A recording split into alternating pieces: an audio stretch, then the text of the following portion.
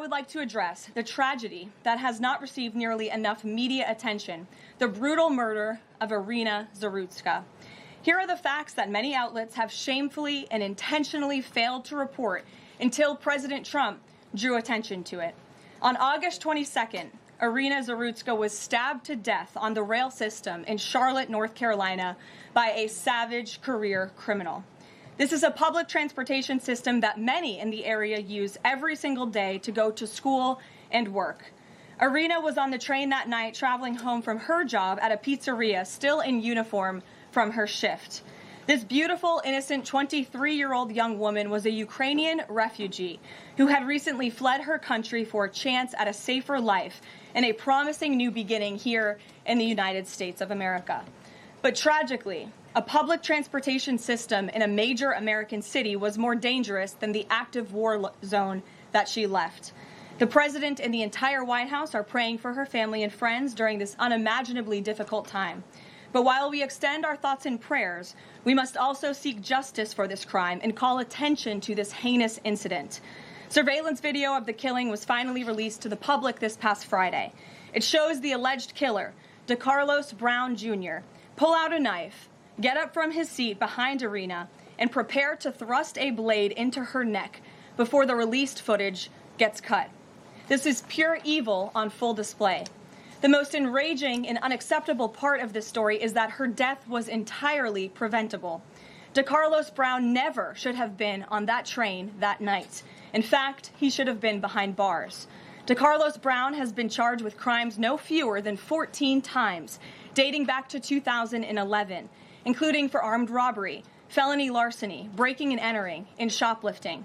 Brown had previously served 5 years in prison for a robbery with a deadly weapon charge, and he had also forfeited bonds 3 different times, twice in 2014 and once in 2023. Despite all of this past documented criminal history, when Brown was arrested yet again in January of this past year, a Democrat judge, who I will add was a strong supporter of former Vice President Kamala Harris, released this insane criminal once again without requiring him to pay any bail. He simply had to sign a written promise to return for his court hearing. Think about how crazy it is to ask a career criminal, someone who by definition repeatedly breaks the law, to just sign a written promise and come back again another day. This is madness. This monster should have been locked up, and Irina should still be alive. But Democrat politicians, liberal judges, and weak prosecutors would rather virtue signal than lock up criminals and protect their communities. And perhaps most shamefully of all, the majority of the media, many outlets in this room, decided that her murder was not worth reporting on originally because it does not fit a preferred narrative. Many of the journalists in this room spilled plenty of ink trying to smear Daniel Penny for defending a subway car from a deranged lunatic in New York City, but none of those same reporters lift a finger to write stories about an actual murderer. Here's the truth that every American must know. Too many innocent people across the country continue to pay the price of the failed experiment known as cashless bail that has been championed by the Democrat Party for years. All the way back in 2020, North Carolina's then Democrat Governor Roy Cooper established a so-called task force for racial equity and criminal justice. Sounds nice, but it's not. That task force was co-authored by then Attorney General and current Democrat Governor Josh Stein. It recommended, quote, reimagining public safety to, quote, promote diversion and other alternatives to arrest. It also advised to de-emphasize some felony crimes, prioritize, quote, restorative justice, and eliminate cash bail. Democrats in North Carolina and nationwide are consumed with pushing a woke, soft-on-crime agenda, no matter how many innocent Americans suffer as a result. Instead of aggressively prosecuting and locking up violent criminals, the Democrat-backed cashless bail approach lets these criminals roam free in our country to offend again and again. These reckless policies have turned too many of American cities into hunting grounds for career criminals who mock our justice system, drain law enforcement resources, and wreak havoc on law-abiding citizens.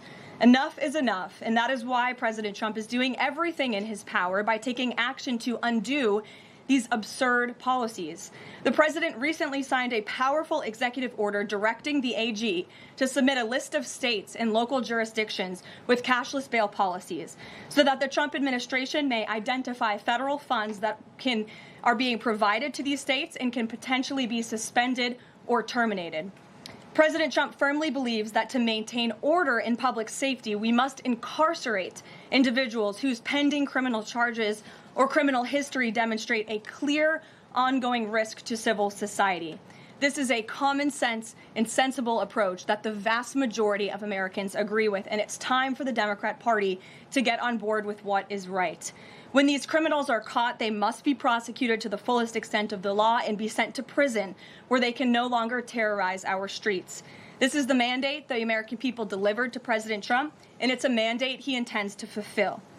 Staying on the topic of public safety, new preliminary data released today by Customs and Border Protection in August shows that President Trump has delivered the most secure border in American history.